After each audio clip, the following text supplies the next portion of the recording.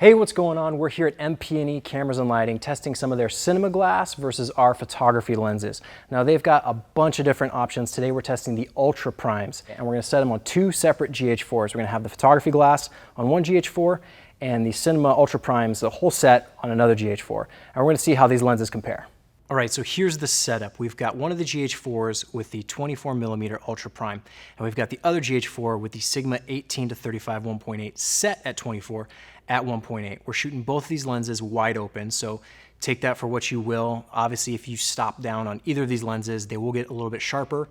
And that's what we're gonna talk about first, is sharpness. What are you looking for? Sharpness is really important to me personally, because when I'm shooting, I want my footage to be crystal clear and crisp.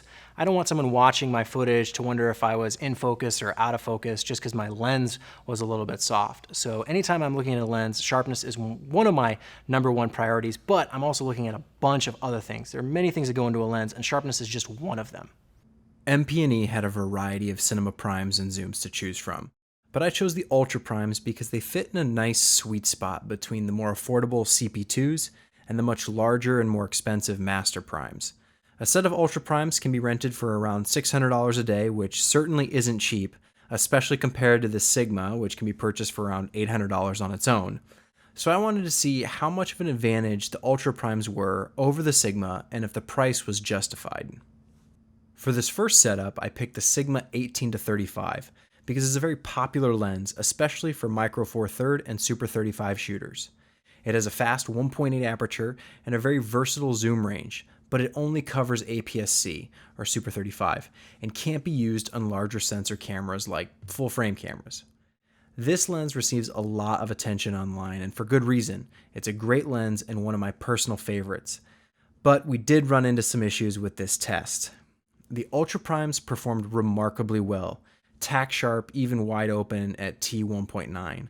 But when we tried shooting the Sigma wide open, the adapter must have gotten bumped, and it stopped down just a bit. So even though we tried to shoot the Sigma at f1.8, it probably ended up being closer to around f2.2 or something like that. And that accounts for the slightly darker image, as well as the extra sharpness that you might see compared to the Ultra Primes. You can tell that the Sigma isn't actually wide open because you can see that there's a bit more in focus, and some of the halation you'd normally get wide open is gone. Most modern photo lenses have ditched aperture rings, and I absolutely hate it. Now you have to use special adapters, and unless you invest in more expensive electronic adapters, you're left to the mercy of the hardware.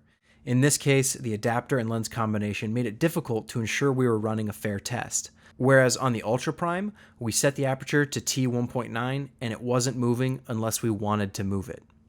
That said, the image differences between the Sigma and the Ultra Primes are minimal. Both resolve a good amount of detail even at these fast apertures. But even though the final images match closely, it was far easier using the Ultra Primes than the finicky Sigma. Now, obviously, both of these lenses are faster lenses, so the next thing that's going to come into play is depth of field, and specifically the out-of-focus characteristics, or the bokeh. This is a subtle effect and can be hard to distinguish if you don't have the lenses side by side, but that's why we wanted to put these lenses side by side so you could see the differences between that out-of-focus characteristics. Is it smoother, creamier, less distracting, or is it a bit noisier and draws more attention to itself even though it's out of focus? At 24mm and 32mm with these Ultra Primes, you're on the wider end of the spectrum in terms of focal length. And so bokeh really isn't that prevalent, but even at 32, we can start to see some characteristics defining the Ultra Primes from the Sigma. It's very, very subtle and probably something you wouldn't notice if these lenses weren't side by side. But I do tend to favor the look of the Ultra Primes over the Sigma. But again, it's very, very minimal, and you're only going to notice it when you're looking at them side by side.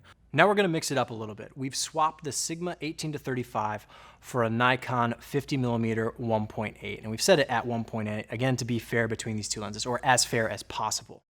But one thing you'll notice about photography lenses as compared to cinema lenses is breathing. And breathing is when the frame size actually changes as you shift in focus. So I'm gonna ask David right now, who's running the cameras, to first, let's rack focus on the Nikon lens first, just to see what that kind of looks like.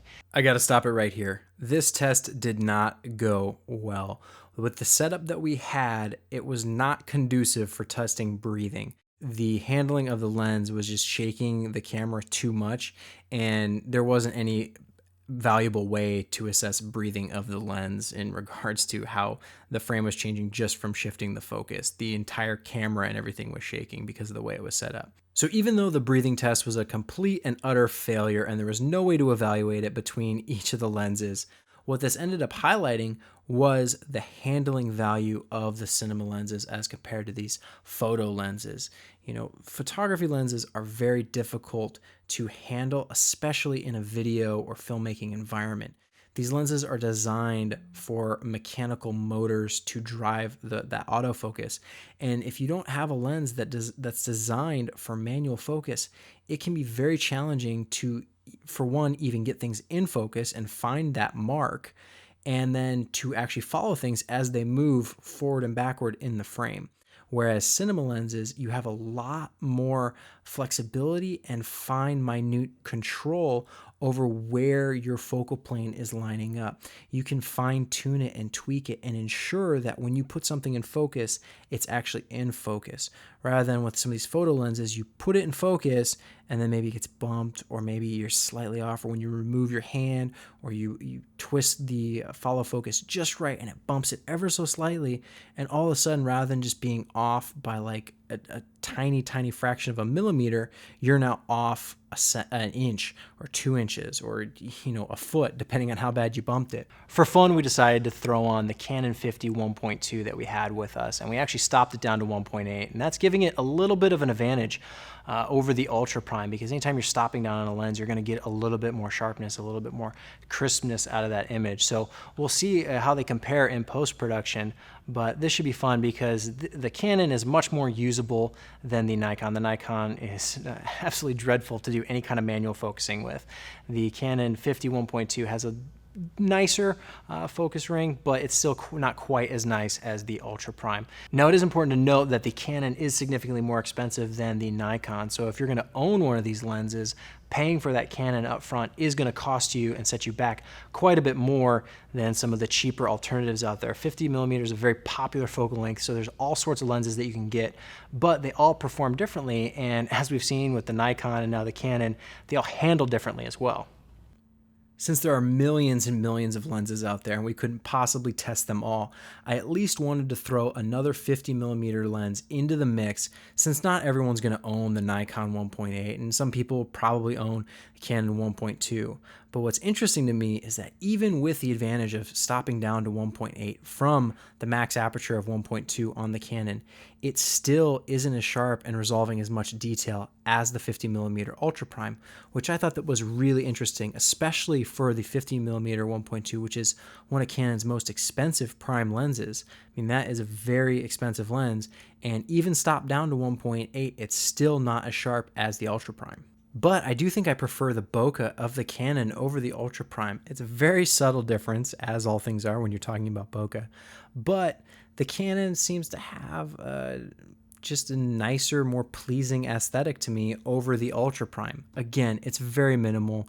And that's the thing about this, you know, every lens is going to be different. There's always going to be a trade-off. Something, you're going to like one thing, but not like another. So it's about knowing how these lenses perform and what their strengths and what their weaknesses are, so you can pick and choose what's going to be best for you. For our last test, we've set up the 85mm Ultra Prime versus the Nikon 85mm 1.4. And we're actually shooting the Nikon at 1.4 to compare these two lenses wide open. But now we're going to actually stop it down on the Nikon to f2, so that we can compare these a little bit more evenly in terms of aperture rating. So this should be a good comparison for bokeh and sharpness and all that good stuff. We decided not to go any further because no one needs to see any more of this. We don't need to get any tighter. There are longer focal length Ultra Primes, but again, we don't need to see that. We don't need to get any closer. This is close enough, especially at 4K. One thing to take into consideration is that when we switch from 1.4 to f2 on the Nikon, you could see the dramatic shift in the aperture because it's a click, a full, it's not declicked like you can get some of your lenses modified. These cinema lenses typically will always be stepless aperture, so it's a smooth transition from one f-stop to the other. So you can do a little bit more gradual exposure compensation, whether you're going from indoors to outdoors, whatever it might be where you need to change your exposure. You can do that a lot easier and more seamless on a cinema lens compared to, as you saw, on the Nikon lens, where it's a pretty drastic jump between one f-stop to the other. One thing to note when looking at these images from the 85mm lenses is that the Ultra Prime actually looks a bit soft when you're looking at my face. And that's because we were focused on the test chart. I knew I would be moving around in the chair and I didn't want to throw any variables into the testing equation. So I wanted to make sure we were focused on the test chart for both lenses. So the Ultra Prime was focused on the test chart, as you can see.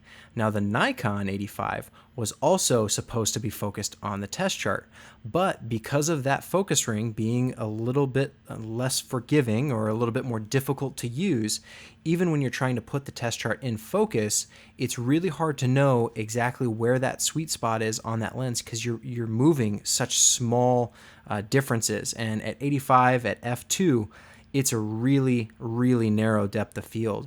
And so I'm actually, unintendedly, I'm actually in focus on the Nikon 85 when it should have been focused exactly on the chart. It's probably actually somewhere in between the two, so it looks a little sharper than the Ultra Prime.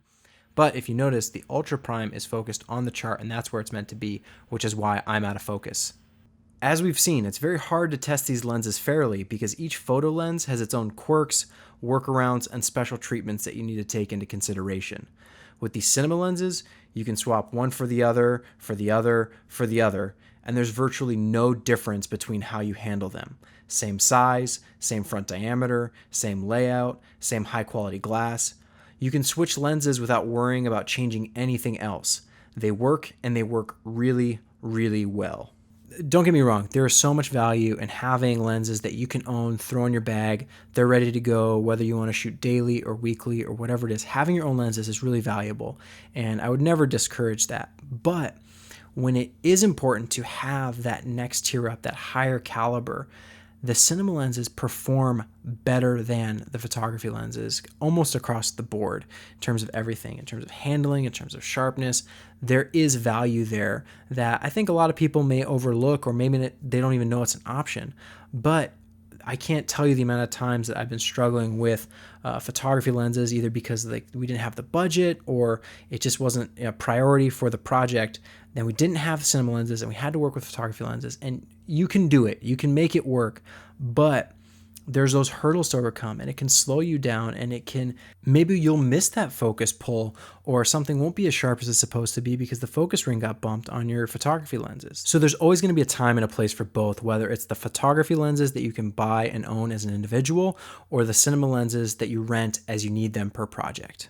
Well, I hope you enjoyed the video. If you did, you can like it below. You can also subscribe to the channel. And I want to thank MP&E again for letting us come in here, use their equipment, take up their space, take up their time. It was really valuable to see how these cinema lenses compare to the photographic lenses. I know photography lenses are typically more in the affordable price range, but it's nice to know that you can always rent cinema glass if you need it for a particular project, because it does offer some significant advantages over the more affordable and cheaper photography glass.